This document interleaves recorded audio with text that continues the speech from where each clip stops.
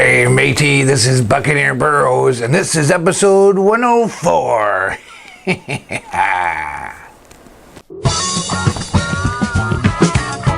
you ready?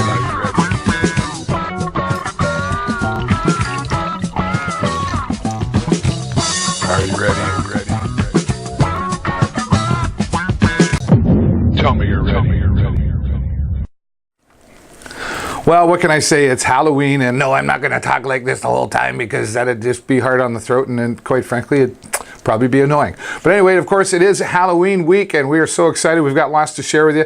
Just want to give you a quick recap. Of course, last week we were talking about the Harmony for Youth Haunted House. They had about 1,000 people go through there, so congratulations to Harmony for Youth for that.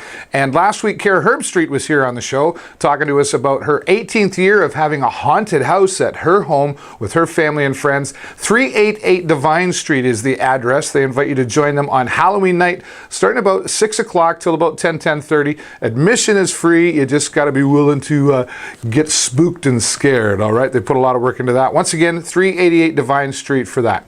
All right, well, other things to talk about, but just before we do, I want to say thank you to all of you. You may not realize this. Our 104th episode, say that 5 times fast, 104 episodes means 2 years of the show. That's right. This episode is officially the 2nd year. So thanks to all of you for watching. And of course, please take the time to subscribe and share with 5 new friends every week. All right, let's get talking about the other things that I did over the past week. We got down to the chive party at Brownstones. They had the unofficial chive party, raising money for Noelle's gift. And we'll show you a quick little bit of the video here. But we did have a very special interview with Noelle's sister, Nicole, and she just had a few things she wanted to say. Take a look at this. I'll be right back.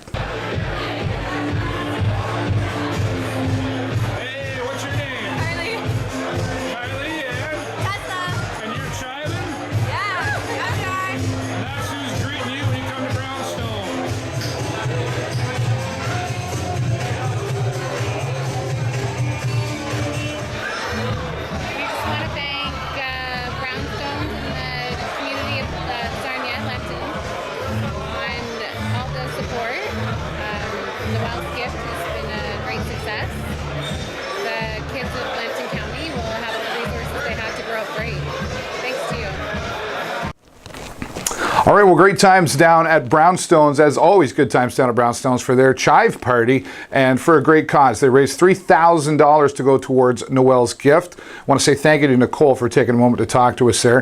If you'd like to make a donation to Noelle's gift, you can visit their website at noellsgift.ca or just go there to find out just exactly what it's all about. All right, well, some other good things, in fact, great things, but it started off with good. Matthew Good was here in town at the Stubborn Mule this past Saturday. Supporting act, Gentlemen Husbands. What an incredible performance they did as well. It got started early, about 8 o'clock, and Matthew Good on the stage at 9. Unfortunately, we weren't allowed to take any video. At the last minute, they said, sorry, man, you just can't do that. So that does happen sometimes, but we had a great opportunity to meet Gentlemen Husbands, and you can check them out online at gentlemenhusbands.com. And in talking with them, there's a great picture up on the screen right now. Thanks, guys. They've said that they'd be more than willing to be here on the show. We didn't get a chance to talk to Matthew Good. He was unfortunately not feeling very well, but you wouldn't have known that by his performance. In fact, people I spoke to that said they'd seen him before said that's the best one they've ever seen of Matthew Good. So a great performance down there. Thank you, Matthew Good and Gentlemen Husbands, and of course the Stubborn Mule for putting that on. And there's some more great things coming up the Stubborn Mule, but we'll talk about that a little bit later on in the show.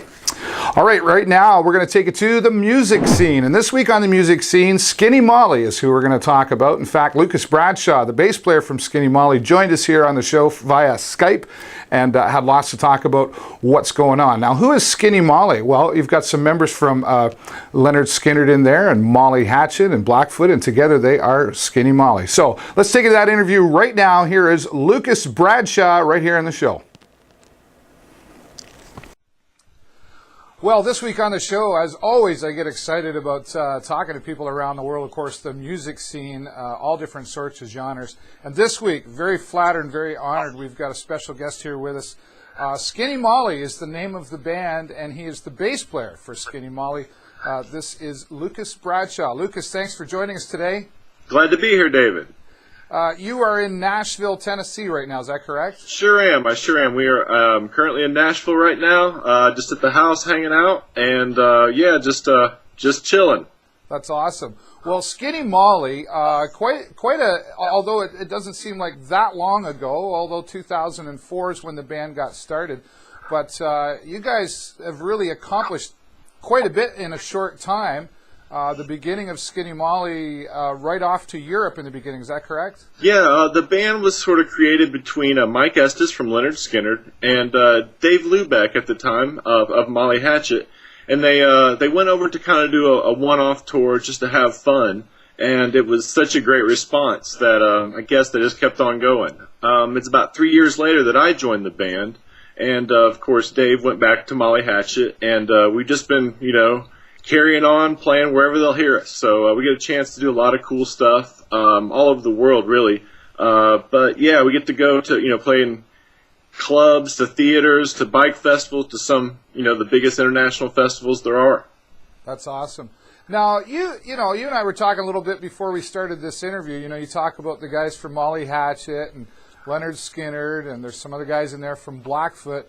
And you say they're the famous ones, but what about you, Lucas Bradshaw? That's who we're talking to here. Give us a little bit more background on your part in the music world. Well, I grew up in Mountain View, Arkansas, which has the dubious honor of being, I don't know if it's self-imposed or not, but it was the folk music capital of the U.S. Yeah, okay, fair enough. I grew up in an area where that was kind of prominent. I thought mandolins were in every band. So it's very much, in the hills of the Ozarks, and I kind of grew up listening and a little bit playing that music. About 16, I got an electric bass and started playing, I'm sure, heavier. I guess I heard that Skinny Molly was looking for a bass player, and I'd seen Mike in 1995 with Leonard Skinner in Little Rock, Arkansas. And so when asked to do some Southern rock stuff, I jumped at the opportunity, did like an audition, I guess, and went well, and I've been in the band almost 7 years. Do you get much of the stories from these guys? Yes, I'm privy to all the information. Did you have to sign a waiver? Well, it's sort of like when you put a gallon of information into a shot glass of a brain, something's bound to say to Thunder Beach in Panama City Beach, Florida. Right. It was fantastic. We beat the hurricane, so you can't complain. Very good, very good. Now, let's go a little further with the band Skinny Molly, coming from 2004, and then your involvement. They've signed with Roof Records. Am I saying that right? That's right. How did that come about? We released independently the first album, No Good Deed, and it went really well, and we got a great response out of it. And I guess we caught the interest of Roof Records. They have a lot of great bands on their label, a lot of great blues artists. They're out of Germany, is that right? That's correct. That's correct. And they have a few bands that are on the label. The Spin Doctors are on there. Oh wow. The Royal Southern Brotherhood is on there, and there's a lot of great bands, and we're glad to be amongst them. We are probably the one of the heavier rockinest bands that are on there. It is a blues label. But I think they were kind of looking to expand a little bit and look at artists that were already kind of doing well on. As far as appreciation, or how would you describe that difference in the fans? Sometimes we get a lot of a bigger response, out of things that we would hear a lot, but. It's really good. I guess the turnout is always really good. They'll show up on a Tuesday, Wednesday, Thursday night.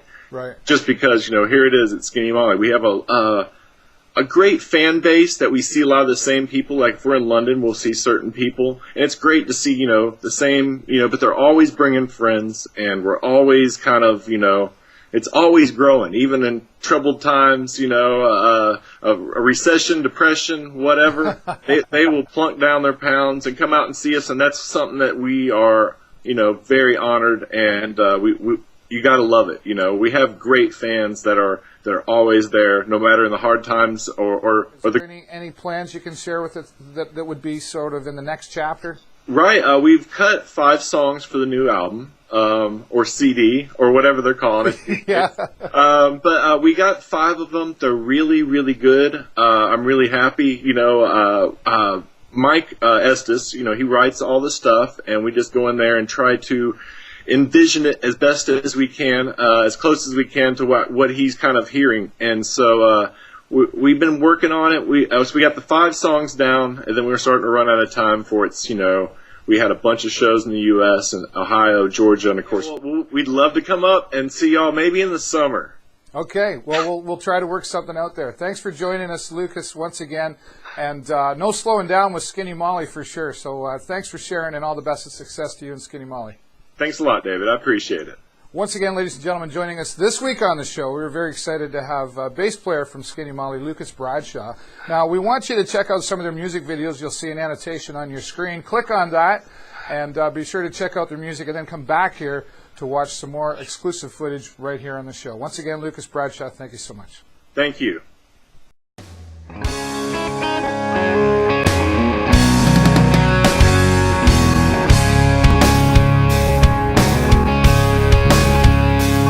There's a devil in a bottle staring straight at me, daring me to reach out, and I know he's testing me. If I take just one sip, I become that devil's son. Act a fool, sell my soul before God and everyone. Oh Lord, well I know I only hurt the ones I love. Well, I'm walking down this dead-end road alone since I left. I wish I could blame the whiskey, I can only blame myself. I'm running out of chances, Lord, that's such a crime. I got to find the answers before I lose my mind. Oh Lord, it's a crying shame. Oh Lord, I caused so much pain, I only hurt the ones I love. There's a devil in the bottle, he just won't let me be. So many times I've let him hurt my soul and family. I got free on the day I fought the devil in the bottle.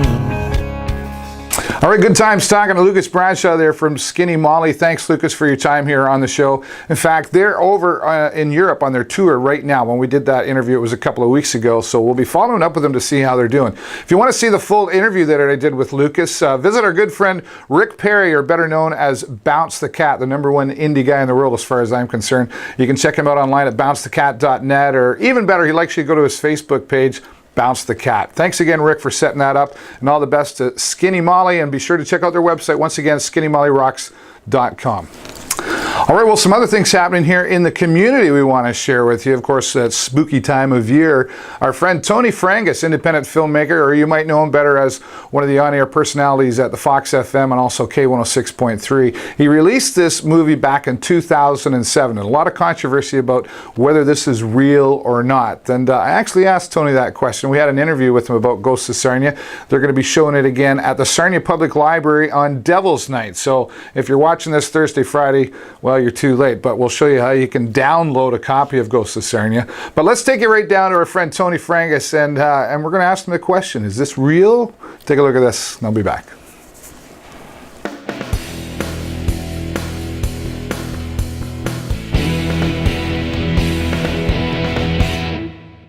All right, well, this week on the show, getting out in the community, of course, last week we talked about spooky things happening, lots of haunted houses going to be around for Halloween. And we mentioned Ghosts of Sarnia, the re-release, if you will. It came back out in 2007.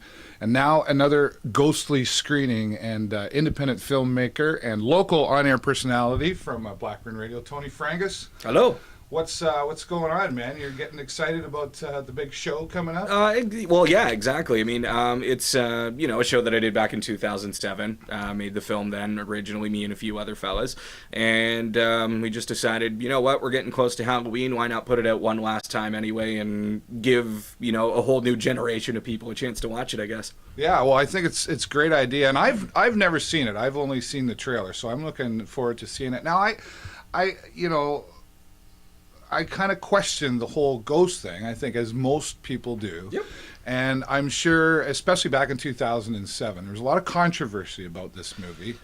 And I'm just going to ask you the question, and I know you know it's coming, but here's the thing. Some people have said what they saw was real. Others, and many, have said, there's some acting and a bit of setup in there. So here's the question. Is this real? Here's what I can offer you. That nothing in there was faked. All of the reactions are legitimate. You know, we didn't use any special effects or anything like that. Whether everything in there is 100% for sure ghostly and paranormal, I don't think anybody's ever going to know. No, I guess there's only one way to find out, to make your own decision, and that's to go see the show. Where's the show happening? It's happening at the Sarnia Library Theatre, Wednesday, October 30th at 7:30 p.m. Oh, okay. And that's what, $5 to get in? Yep, $5 at the door. We're going to have some snacks for sale, DVD if you really, really want to take the memories home with you, and then a Q&A session afterwards, too, if you want to grill me about things you saw or whatever it was, because... you know, you woke up one day and said, I'm going to make a movie about ghosts. How did this all come about? That's not too far from the full extent of the thought there. No, like a little while back, a friend of mine, Danny Alexander, who was the cameraman through all of it, videographer, we were just kind of puttering around over a coffee saying, we should make a film about something. Yeah. And at the time, you know, shows like Ghost Hunters were coming on, and that was really, really blowing up. And we said, you know, why don't we make a Sarnia edition of that anyway, and he thought it was stupid. I knew it was stupid. The Lawrence House Center for the Arts is one of the places we filmed, the Imperial Theater, and my old high school skits. You would recommend? Yeah, I would say 14 and above would probably be best. Not so much for the terrifyingness of it, but as you can imagine, when you have a bunch of idiots running around in the dark, there's some profanity. As well? Yeah, exactly. The whole evening is presented by Brownstone Sports Lounge and Restaurant, so a big thanks to them. And afterwards, we're going to be doing a costume after party at Brownstone's. And I think there's going to be some more prizes there and things like that. And I'll be hanging out there too if you want to grill me even further. So get dressed up for this as well, and then get down to Brownstone's. And, come as you are, come in costume, however you want. Awesome, very good. Tony, thank you so much for sharing your time here on the show. Thanks for having me. Yeah, no problem. Let's make sure, get down there to the Sarnia Public Library on October 30th, and it's going to be a spooky time, and we'll be following up here more on the show. Hey, Tony Frankus, thanks so much for being here on the show, and we're looking forward to getting down to the Sarnia Public Library on Devil's Night. It's only $5 and should be a lot of fun. Check out their website, ghostsofsarnia.com, for all the information. All right, well, some other great things coming up, and just before I show you the local happenings here, I want to point out to you, C-Spot Run coming down to the Stubborn Mule for Halloween night. That's right, the big kids get to come out and play too, and supporting act Third Wave will be there as a special guest. It's going to be a lot of fun, both great acts, and we're going to be down there a little bit later on. But hey, how would you like some tickets to go to see C-Spot Run and Third Wave on Halloween night? Well, what you got to do is go to my Facebook page, The Show Sarnia, and there's some instructions there on how you can win a pair of tickets. You better do it real quick. Also, it's a double whammy this week. The Hooligans are going to be down there, a tribute to The Who, and I've also got a pair of tickets to give away for that. And once again, to find out how to win, go to my Facebook page, The Show Sarnia. All right, well, let's show you some of the things that are happening here in town, and I'll be right back after this.